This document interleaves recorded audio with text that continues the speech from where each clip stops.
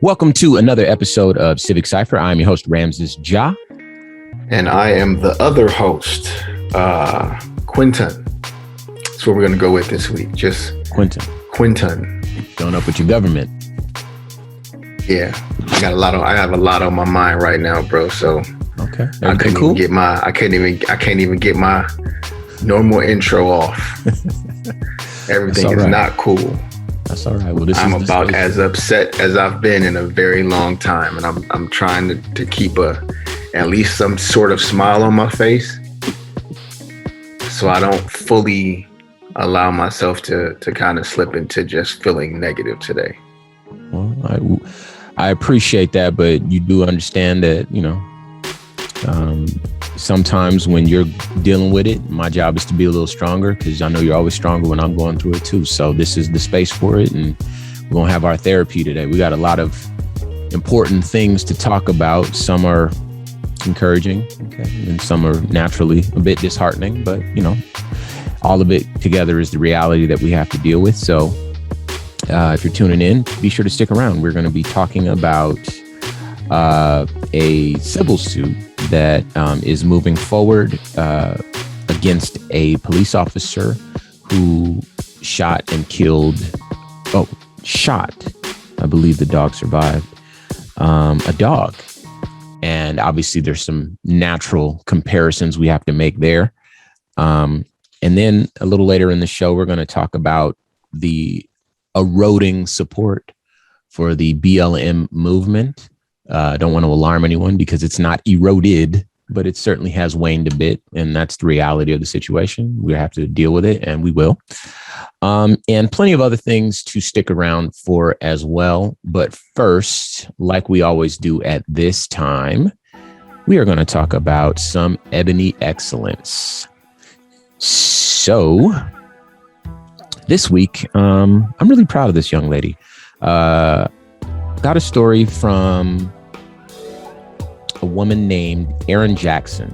She took first place in the women's 500 in Tomaszow Mazowiecki, Poland, the first stop of the speed skating World Cup season. In the process, she became the first Black woman to win a World Cup. She beat out Japan's defending 2018 Olympic champion Nao Kodiara by 0.13 seconds. The competing field also included all three of the medalists who competed at the World Championships in February 2021, an event Jackson did not compete in. According to the Associated Press, prior to her win on last Friday, her previous best World Cup finish was in 9th place. She told the Dutch broadcaster NOS that her win was a big surprise, adding, "I was hoping to be in podium position." And she is also dreaming of Olympic gold, but for now it's anyone's game. And she has been celebrated online by lots of folks. And of course, there's lots to celebrate there. Anytime someone, takes center stage in a sport that's not known to be associated with, their race or their culture or whatever like that, it's certainly newsworthy. But around here, we also understand there's a lot of behind the scenes stuff that folks tend to endure. Think Black person in an event based in snow. And so for us, it's a little bit more special to acknowledge that ebony excellence, because we know that oftentimes it's not as easy as I just made it to the podium. Sometimes there's a lot of nights where you have to really deal with your identity and a lot of backlash for being simply who you are. So once again, shout out to Erin Jackson, this week's ebony excellence. Now,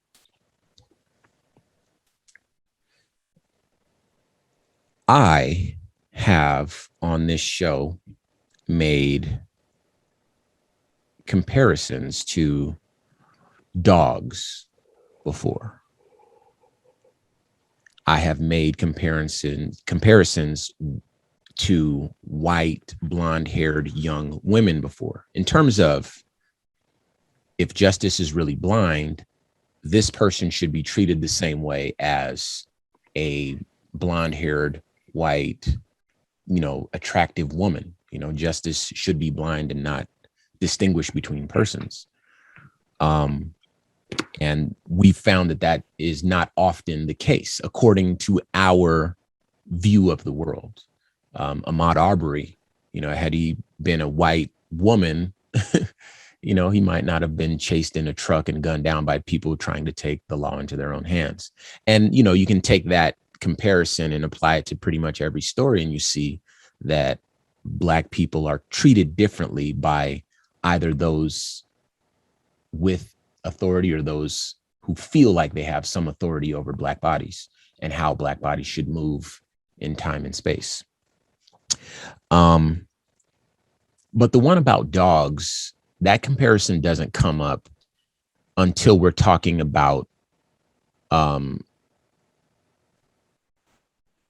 a different, like violence specifically. Not necessarily the treatment or the interactions or, the assumed guilt or whatever, but the actual treatment of the physical being, right? And the idea there is to suggest that with respect to public outcry, and certainly prior to 2020, because this isn't a new comparison for me. I've been on this hill. This is one I'll die on, I noticed a long time ago that if people mistreat cats, dogs, whatever, there's oftentimes a public outcry, certainly if it's on video, because I couldn't tell you why, because I'm not a white person. But I would imagine that oftentimes my white brothers and sisters who perhaps don't interact with Black folks as often as people who live in cities do, they maybe have a relationship with dogs a little bit more differently, or I don't know. I don't know what it is. But the thing that always surprised me is that in these videos where we're seeing people get stomped out by the police or beaten or shot or whatever the case is, especially when they pose no real threat, it's ready, fire, aim. We did a couple of episodes ago about the ready, fire, aim mentality found in a lot of police interactions. That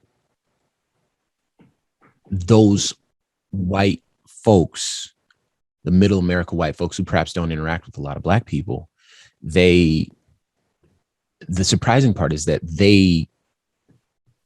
maybe it just doesn't feel like they relate to the videos they see, the human part of the videos, and they relate more to a video of someone abusing a dog. And that's why you get that outcry and that outrage. And so making that comparison I believe it often challenges my white brothers and sisters who, have difficulty connecting, right and wrong to the right and wrong things, or that want a victim blame or whatever the case is, whatever they're dealing with in that moment. It stops them and has them challenge their own prejudices. Would this be okay if the officer did this to a dog? Yes or no? Those are your only two options. Is the answer no?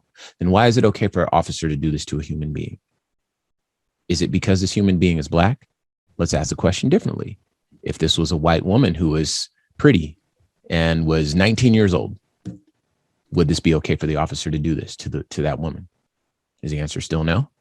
Now what you're doing is coming to terms with your actual prejudices, right? And so this is why these questions have always been very important whenever I've been on the radio, in having to ask questions that really compel those folks on the fringes to really consider their biases and really come to terms with their prejudices and their racism.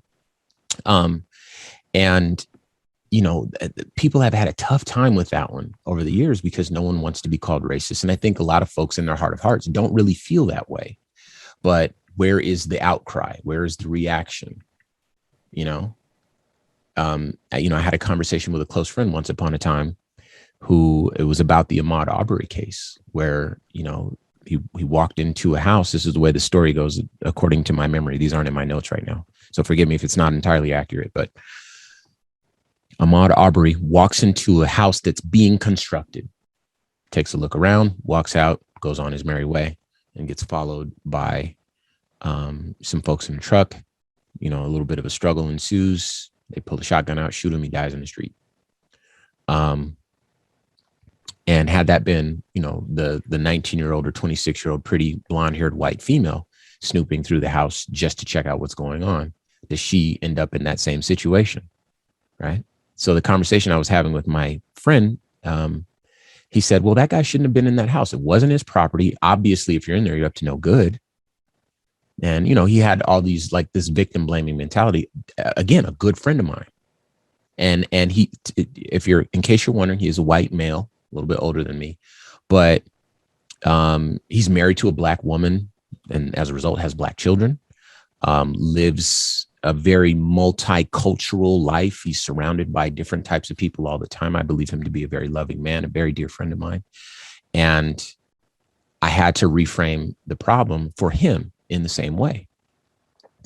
And then I told him something that I still believe to be true, because he knows me, he loves me. I said, once upon a time, I built a house in a city. I built the house from scratch. And I was interested in the construction. I paid for the house and the builders were building it. Let me be clear. But I would go and visit my plot of land and check it out. It was the coolest thing to me. I wanted to know what was inside of the walls. So oftentimes I'd be out in a field for everyone to see, looking at the cement that was poured that would go underneath the tile that I ordered, and it just fascinated me to observe this process. And if I had lost my life in much the same way that Ahmaud Arbery lost his life, would you be upset about that? And the thing is, Ahmaud Arbery is dead. He can't tell his version of the story. Why were you in the house? Were you checking it out? Obviously we saw that he wasn't stealing anything. Furthermore, what do you steal from a house? What harm do you cause? He was on a jog. He stopped to investigate something he thought was cool, went on about his business. This is the way the story came back. The trial's still going on as of this recording. So we'll see what happens. But in any event, making these comparisons, I think, is very important. Today's story, what it does is it shows why these comparisons are necessary. So allow me to read. My sources come from thenation.com and the New York Post, by the way. U.S. Court of Appeals for the Eighth Circuit, which, by the way, covers Minnesota, Missouri, and others, issued a ruling that pierced the veil of qualified immunity and allowed a lawsuit to go forward against a police officer that shot two dogs. The facts of the case are not in dispute. In 2017, Minneapolis police responded to a house alarm that was accidentally set off at the home of Jennifer LeMay. One of her kids had tripped the alarm by mistake, and when the home security company called, LeMay told them to cancel the alert, but cops were already on the way. One officer went to the front of the house and was met by one of LeMay's kids, who told the officer there was no problem. But a different cop, Officer Michael Mays, went around the back of the house, scaled a privacy fence, and ended up in the backyard. There, the cop was greeted by LeMay's service dogs, Sirach and Rocco. Now, with a dog named Sirach, I feel like I have to tell you that LeMay was a white woman. She just named her dog Sirach. but she might have a little bit of culture, because that's awesome to me. That's so funny. Anyway, the officer she got a lot of bit of culture. She named her dog Sirach, right? So anyway, he did that for the temple one time. But so both of the dogs were 5-year-old American Staffordshire Terriers. I'm not a dog person. I don't know what that means. Mays says Sirach, quote, charged him, but his body camera footage shows the dog walking toward him, wagging his tail. Mays backs up, Sirach keeps approaching, and Mays shoots the dog in the face. There is a video. I don't recommend you watch it. Sirach runs away, but at that point, Rocco moves toward Mays, again in a friendly tail-wagging manner. Mays then shoots Rocco multiple times. Both dogs lived and are still going to go to heaven, but at a much later date, hopefully. The Eighth Circuit Court ruled that Mays was not entitled to qualified immunity because he did not face imminent danger. Now, that's a big deal because qualified immunity, I read online, I don't know how true it is. I only try to pull from reputable sources. And if I don't, then I will say that. But I read online, there's like a policeunion.com website or something like that, that the police union was really trying to ensure that this officer could continue to hide behind qualified immunity and trying to reframe the narrative that the dog was growling or something like that to justify the officer's fear in shooting the dog. They were really trying to protect this officer. But the court argued that Mays violated a clear constitutional rule, finding that it is clearly established that an officer cannot shoot a dog in the absence of an objectively legitimate threat. This language is important. The court is saying that a general fear of dogs, or specifically pit bulls, is not enough to justify deadly force. The threat to the officer has to be an objective one. Now, these are some sort of terriers. I don't know if they look like pit bulls or I don't know. What yeah, the Staffordshire Terrier looks almost exactly like a pit bull. Where's Bond? Okay. So this case is important because, well, first, let's peel back a couple of layers of qualified immunity. Okay.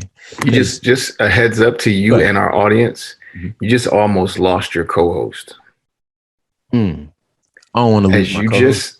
As you just explained the reason why qualified immunity did not hold up in this case, I just almost unplugged, closed my computer, and just left.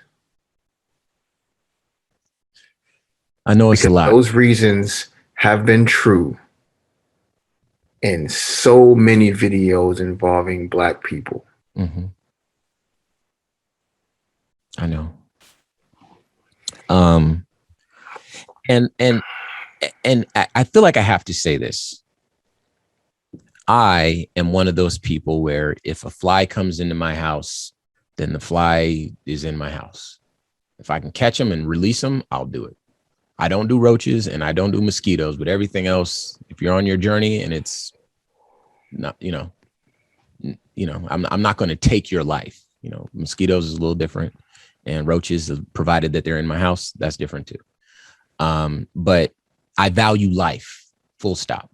So I'm not necessarily trying to compare the life of a dog to a human being. I think that there is a comparison that should go without saying there, but only because in theory, our capacity to empathize with other human beings, we're human beings, we should be able to empathize with other human beings. That should be prominent. It should be assumed, it should be consistent. If you found a baby bundled up somewhere, you're not just going to say, wow, neat baby, and keep walking, right? There's something in us that says, oh my gosh, this baby is alone. I now have to stay with this baby until we figure out where this baby goes, right? There's some part of us that says we have to respond to the humanness. There's a human component that compels us to empathize and to defend and take action and preserve life, right? I don't imagine anybody listening or not listening would argue with that statement. If they do, then, there are some sicknesses that we could explore, but for the most part, healthy control would govern themselves in that manner. So no life is greater than or less than another life, but I do believe that in theory, human beings should empathize with other humans first. So this comparison is not to devalue the life of the dog, but rather to create a critical examination of why the courts will take action in this instance and, pierce the veil of qualified immunity. But when it comes to Black bodies, oftentimes they just don't do that. Your thoughts, Q? And even if not first, as is true with Black Lives Matter, two, right? Yeah. Even if you're not going to place the value of our lives first, right? Because that has never even been our request for ours to be first or greater than or more paramount. How about also, right? Like we're as important or valuable as the dog, right? We don't have to be first, more important, foremost. No, Just, if the dog that presented no danger constitutionally could be protected and therefore qualified immunity removed, what about the black kid or dad or brother or daughter or mother or cousin or sister or brother? Or you get where I'm going here. Let me add something right there. Okay, so the dog is approaching the officer, right? And the officer uses this to suggest my life is in danger. I needed to take action. Okay.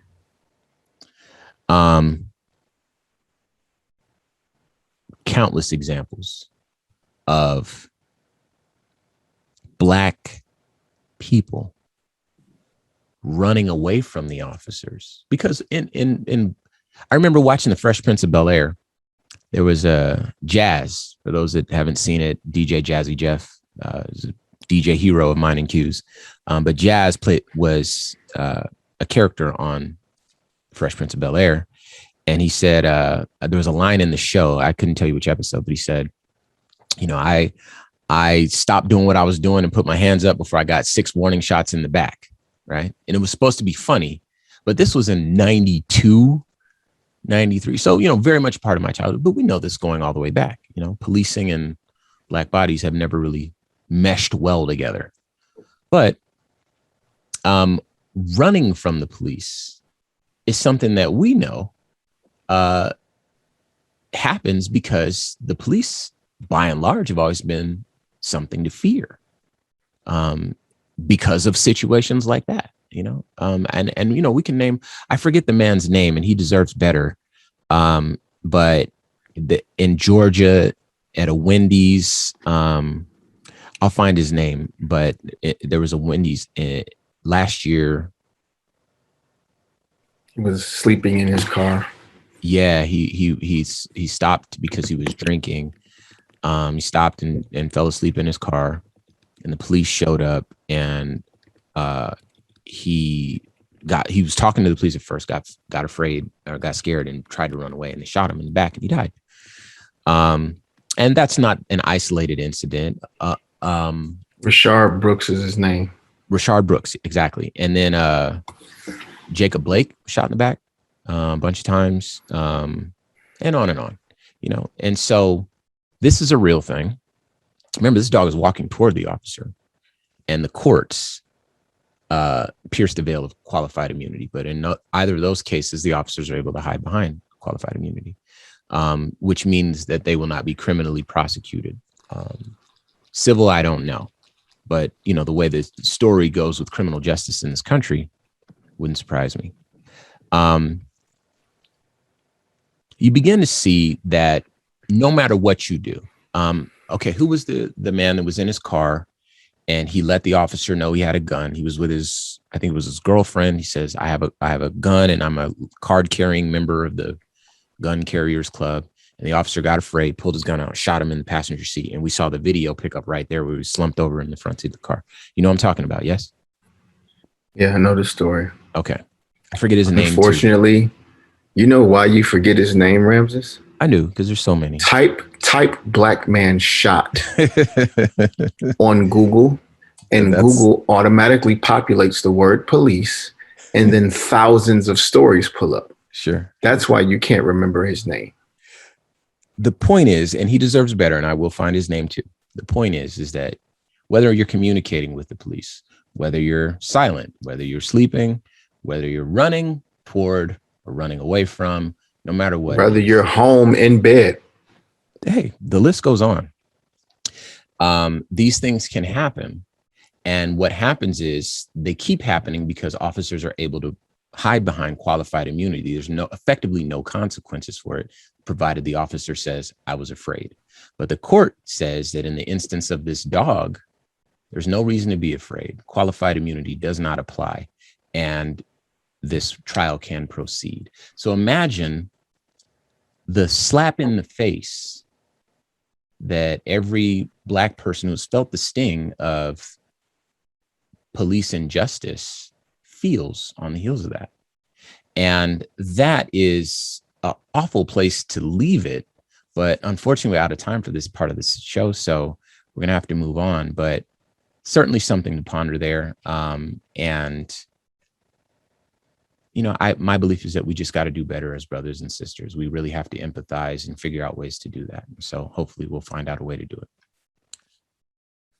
With that said, if you're just tuning in to Civic Cipher, I'm your host, Ramses Ja. And my name is Quinton Ward. Indeed. And what we're doing today is talking about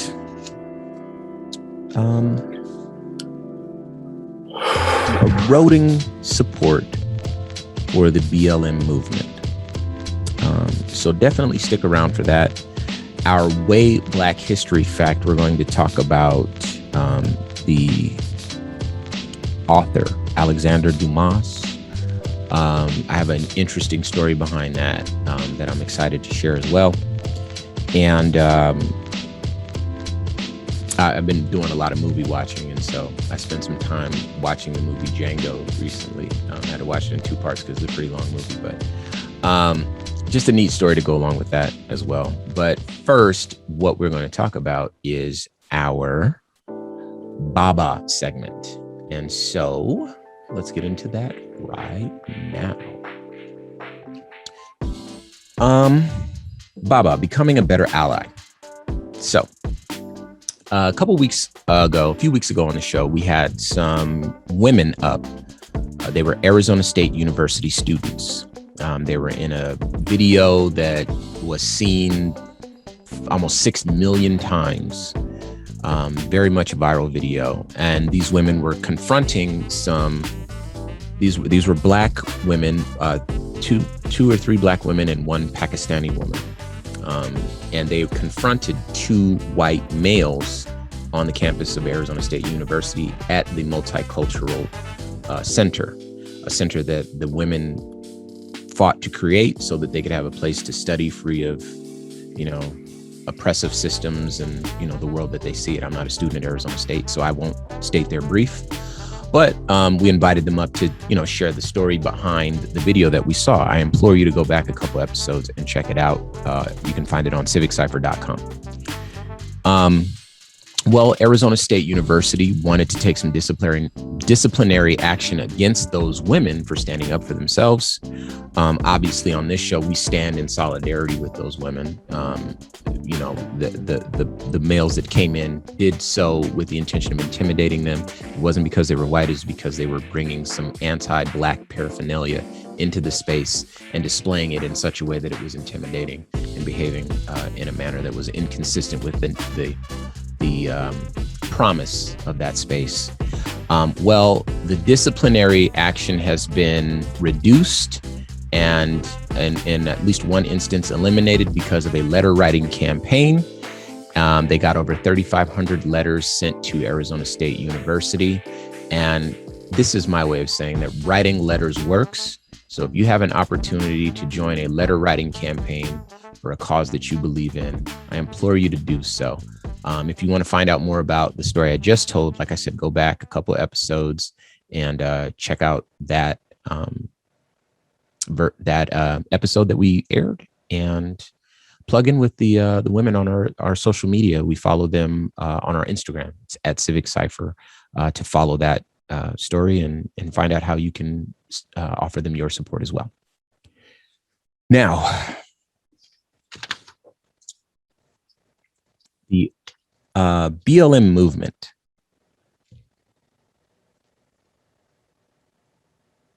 First off, Q, how does this hit you? The eroding of the support for the BLM movement. So one thing that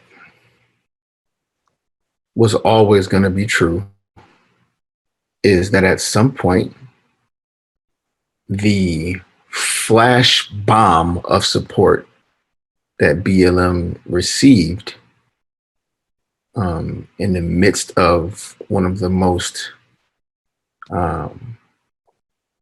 lightning struck, extremely polarizing years in our country's history, especially in our lifetime, was going to dwindle because Unfortunately, for the support to stay strong, the awful things that keep happening would have to get the same coverage, the same amount of gas would have to be poured on those fires. And that just wasn't going to continue, right? Once video recording police killing Black people didn't stop police from killing Black people, one of two things was going to happen. A violent revolt by Black people, which the country seems to have been waiting for its entire inception. Like they think at some point we are going to take up arms and try to overthrow the oppressors. Or people were going to become numb to it and it was going to become normalized and not have the same effect anymore. And because, contrary to what they think, we are not barbaric and evil in nature. We are not seeking revenge, just justice. We do not want more than you, just the same. We do not want to replace you. We just want to be able to exist ourselves. Because the things that I'm saying are true, and because the things that they try to sell about us as a culture and as a people are not true, it's only human nature that the support would dwindle, right? Because we're going to either seem less or more upset about what we're dealing with. We can't get any more upset than we are, right? The only, like I said, the alternative would be for us to take arms and burn this down, excuse my language. And since we have not taken that approach, since it seems that we never will, because that is not our goal, unfortunately, and contrary to what people might think, Black people built, are proud of, and deserve to be happy citizens in this country. We should not have to destroy it or go back to Africa as we've been implored to do. For hundreds of years, we've been here. And because of the colonizing oppressors, I don't have any history with Africa. I have my ancestry results, but I have no idea where my people came from, what tribe, what region, what country. You know what I mean? So the support was always going to dwindle, bro. It was always going to be less. People were always going to be less outraged as the thing that outraged us became more normal and we became more numb to it. The coverage gets less, the outrage is less, the support is less. It's a human nature experience. It's not even about Black Lives Matter in specific. The support for all causes has dwindled. When it's not October, less people are concentrating on breast cancer. When it's not February, less people are concentrating on Black history, right? When it's not the time to pay specific attention to specific causes, the support dwindles. That's why people spend so much money to keep people's focus and attention and awareness on things that they want people to be supportive of, because by nature, the support and the attention will dissolve in some way. So I'm glad you said that. I think that is a very easy and a very natural conclusion to draw. And of course, it's absolutely right. This is something that we've seen. But I want to add a couple of other things to that and get your thoughts on that as well. But first, allow me to read this. Now, for this, I consulted with NBC News for my notes here. According to a national poll conducted by Civics, a nonpartisan online survey firm affiliated with the progressive media group Daily Kos, 44% of respondents said they oppose the Black Lives Matter movement. Another 43% said they support it. That means 44% oppose it, 43% support it, while 11% said they neither support nor oppose. The survey has tracked respondents' viewpoints at multiple moments from April 2017 to this month. According to the poll, support for the Black Lives Matter movement peaked in June 2020 at 52%, a month after George Floyd was killed. While 82% of the respondents in support of Black Lives Matter is the most recent in the most recent poll, while 82% of the respondents in support of Black Lives Matter in the most recent poll were Black, more than half of those in opposition were white. In other words, Black people supported Black Lives Matter at a rate of 82%. White people opposed Black Lives Matter to the tune of over 50%. Which reflects a pattern of public opinion when it comes to racial justice movements. This was according to Vita Robinson, the director for the Center for Critical Race Studies at the University of Houston downtown. Robertson said, the findings reveal the historical phenomenon of the liberation struggles of Black Americans and civil rights movements from the Harlem Renaissance to the Black Power movement. And I want to pull this quote from her. These polls are quite representative of America's approach, Robertson said. There is no historical evidence whatsoever that America has ever been interested in Black liberation and building an equitable society. We are simply coming to grips with our romantic ideas that are running up against our political realities. And the fact stands that America has constantly and will constantly struggle with the liberation of Black bodies because we are endemically a racist society. Now, something that I wanted to add to your statement is a visible, well-defined, deliberate opposition to Black Lives Matter. You know, I was just talking about the young women from Arizona State University. The white student, male student, one of the two white male students in the video, if you want to check it out, again, it's on our social media at Civic Cipher, had a sticker on his laptop that said "Police Lives Matter." And that was part of what he was pointing toward the women who were studying there in attempts to intimidate them and harass them. Police Lives Matter is one of the things that grew in opposition to Black Lives Matter, the same as All Lives Matter. You know, that flag thing wasn't popularized until 2020. You know what I mean? Critical race theory.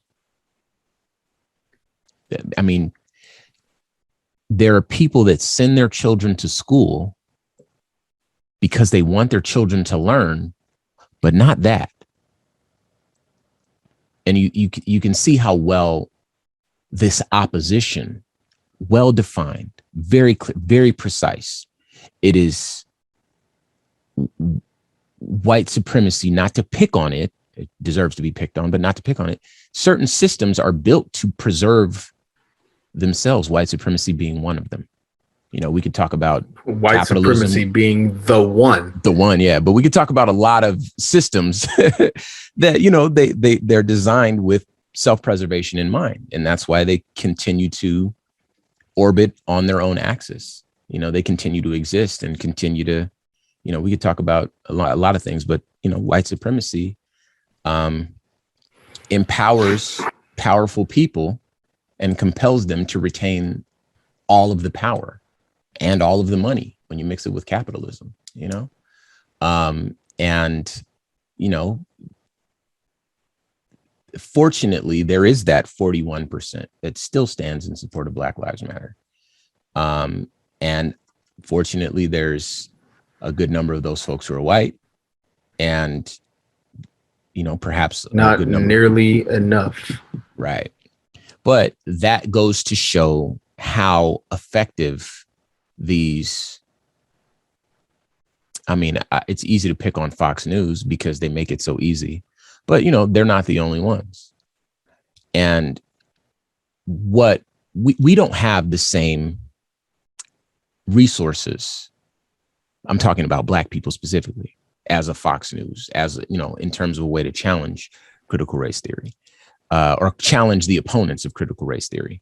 But we do have this show, And we have people that listen to this show, people who are not Black. You know, this is a Black show, but make no mistake, this is a Black show for non-Black people. You know, that's why you're listening to this show wherever you're listening to it. If you're listening on the radio,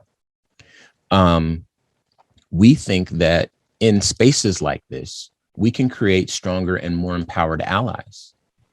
By sharing this information, we feel like you listening to Q and I's voice,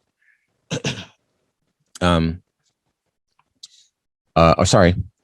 and Q's voice today, will be able to take this information and understand what the path forward should be conceivably. We need to combat this active opposition to a statement that in theory should just be a statement of fact, but it's controversial somehow. Black Lives Matter. Because I believe a good amount of this erosion has come from right-wing media in the form of moderates who are, you know, obviously if they see something, they're going to be upset by it. Something like the George Floyd video, they're going to be upset by it. But, you know, if enough of these folks on the right get in their ear and say, you know, critical race theory is indoctrinating your children to hate themselves. What in the world does that mean? You know, it doesn't teach anyone to hate themselves. It doesn't teach my children to pity themselves. It's the reality of the situation so that we don't repeat it anymore. But let the right people frame it the right way and get that message out. Then we end up with at least a piece of this, in my belief, erosion coming from that source. And what you, as a listener of this show and an ally to Black and Brown and Indigenous and any marginalized people, and you as a person who wants to bring a little bit of balance to the universe and to follow the moral arc of this existence, you, the listener, can combat this by having conversations about this, because that's a lot more powerful than Fox News. It's a lot more challenging as well, but we want you to do that, and we need you to do that. We need you to know that this is a real thing. We, as Q mentioned, we knew this was going to happen. We knew this was going to happen, and that's why we did our best to capture the moment and do something with it. And our contribution to the moment that was 2020 has birthed this show. And for folks listening to us in Vermont and in Florida and in California and whatever state you're in or city you're in, listening to our voices,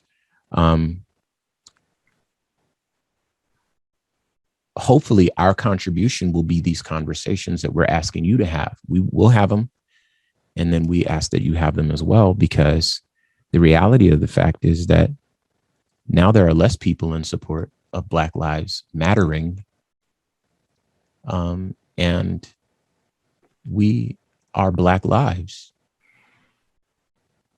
I'm going to wake up tomorrow and I'm still going to be Black. My children are going to wake up tomorrow and they're going to be Black. And according to these numbers, it says most people would disagree with a statement suggesting that their lives matter. A life is a beating heart. You understand that?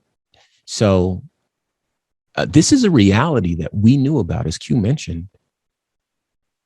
We knew this. This doesn't hurt the way that it does when you're first figuring it out. I mean, I don't know if it ever really hurts. It's just a reality that you were born numb to and you're still numb to. It's sad.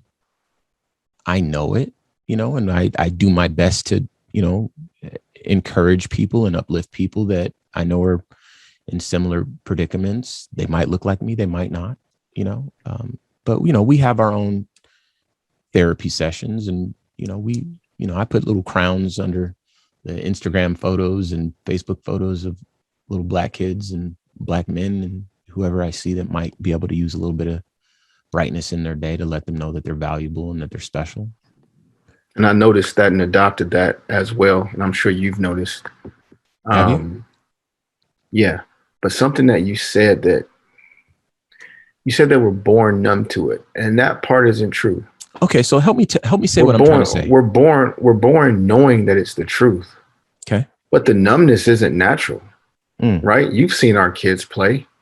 Yeah, they were right. One of the first videos that I've ever taken of Grayson, we were at Top Golf in Las Vegas. We went out to visit Grayson's uncle, Nick. Shout out to Nick Bean.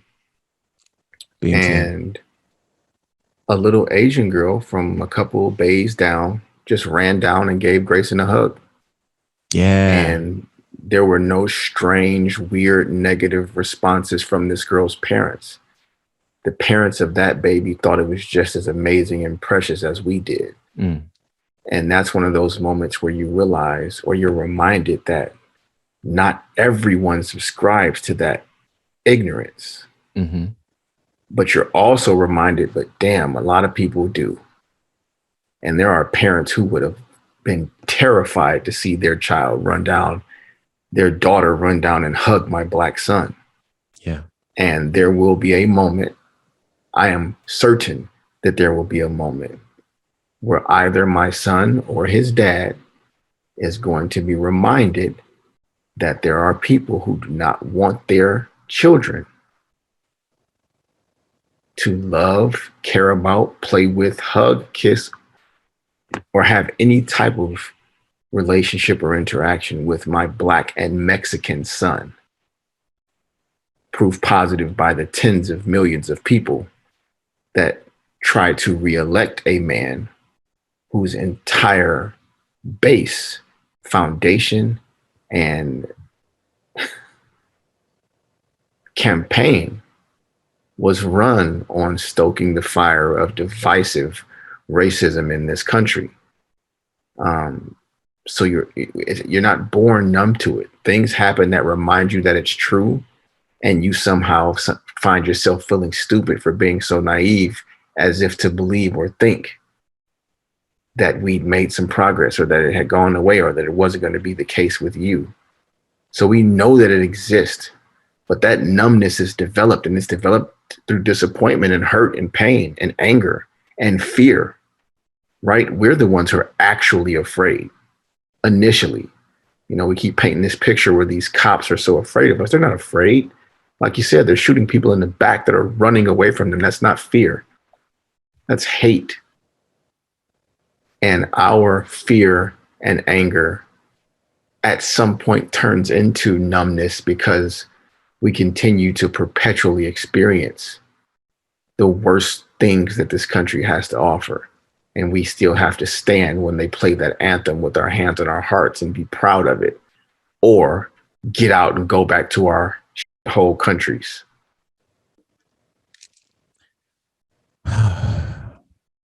Well, you're not wrong. You're in fact, you're absolutely right. But the good news is that there's always so there's some people who are conspiracy theorists, and I'm adopting the term. I'm a positivity theorist. I feel like we're going to get there. This is our journey. And this is our story, you know, for better or worse. And what we're going to do is appeal once again to everyone listening to our voice. Continue to have challenging, difficult conversations to unindoctrinate those who have been indoctrinated to oppose very, very simple, logical, linear things. And, you know, spread love, man. Just spread love. It's, we need you to do that, please. Before we move on, I wanted to say the name Philando Castile, who, if you listen to the first half of the show, was the gentleman who was shot in the front seat of his car by police after letting them know, explaining that he had a gun on his person, and was filmed by his girlfriend. So it's important to say his name, and wanted to make sure I got that in there. Moving on.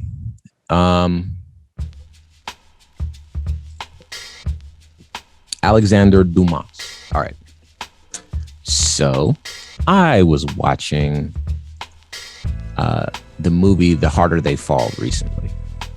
And it was such a good movie.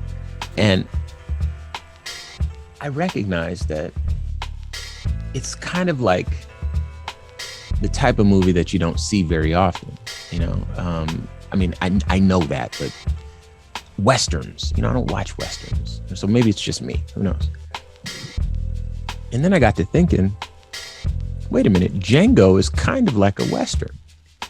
You know, it in my memory at the time, it took place in the South, but Django was a cowboy, same as, you know, these guys, and, you know, just an old timey Western flick. There's a bunch of horses and shotguns. So I'm like, let me revisit Django and see if I enjoy it in the same way that I enjoyed Harder They Fall.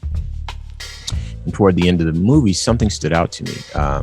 So in the movie, there's a man named D'Artagnan. He's a slave, and Leonardo DiCaprio's character says that he wants to have his dogs rip D'Artagnan apart. D'Artagnan attempted to run away, and that's what happens to him. The dogs eat him and tear him apart. Later in the film,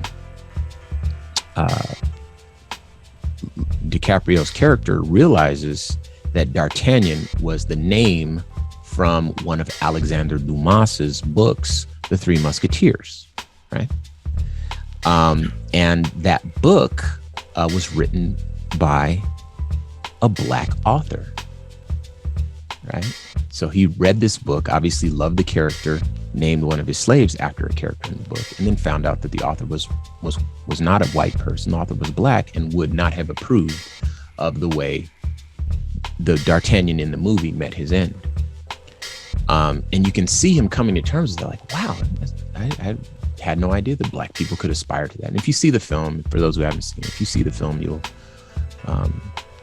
see how it comes together, because Leonardo DiCaprio's character did not think highly of Black-skinned people based on bogus science of the time that was not founded in any reality whatsoever, but allowed folks at that period in this country's history to justify slavery, that and the Bible. Furthermore, my older son has to read The Three Musketeers for like a high school project that he's working on, right? Which is a book by Alexandre Dumas. And so in brief, I wanted to share a bit about Alexandre Dumas for our Way Black History Fact. He was born the 24th of July, 1802, and died December 5th, 1870. He was a French writer. His works have been translated into many languages, and he is one of the most widely read French authors. Many of his historical novels of high adventure were originally published as serials, including The Count of Monte Cristo, that's him, The Three Musketeers, of course, 20 Years After, and 10 Years Later is another one. His novels have been adapted since the early 20th century into nearly 200 films. Prolific in several genres, Dumas began his career by writing plays, which were successfully produced from the first. He also wrote numerous magazine articles and travel books. His published works totaled 100,000 pages. In the 1840s, Dumas founded the Théâtre Historique in Paris. His father, General Thomas Alexandre Dumas Davy de la Palliatere, was born in the French colony of Saint-Domingue, present-day Haiti.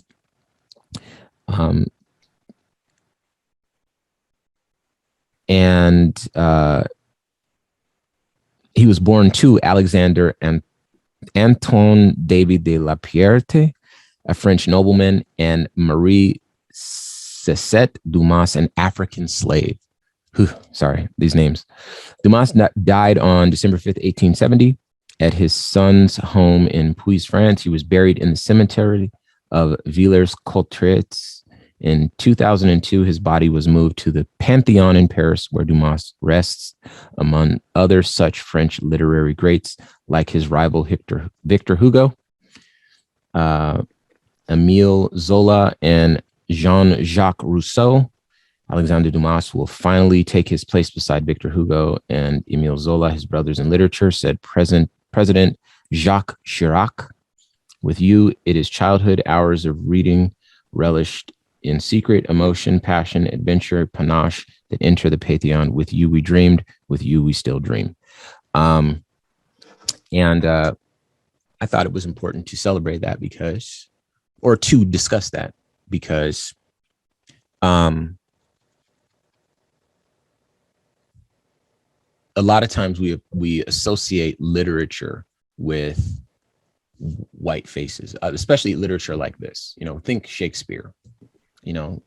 Think whatever it is that comes to mind. When you think of like a literary great, a lot of times you don't imagine there being a black face, and especially when the adaptations of those literary works are play out the way that they have. If you ever see the Three Musketeers or the Count of Monte Cristo, right? The actors, the characters, everyone in the story is white. So who would ever think that the creator of such stories looked like us? Right.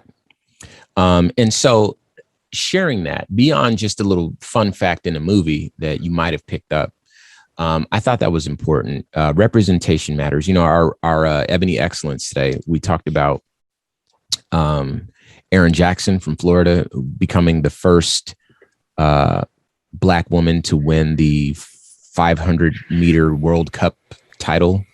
And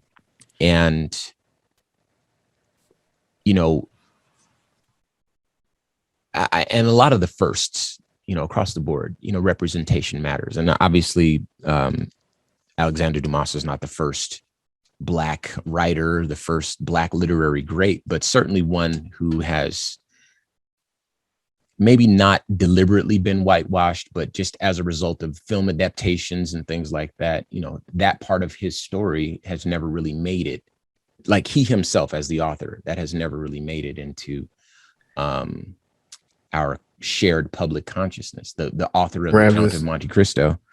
You are so gracious.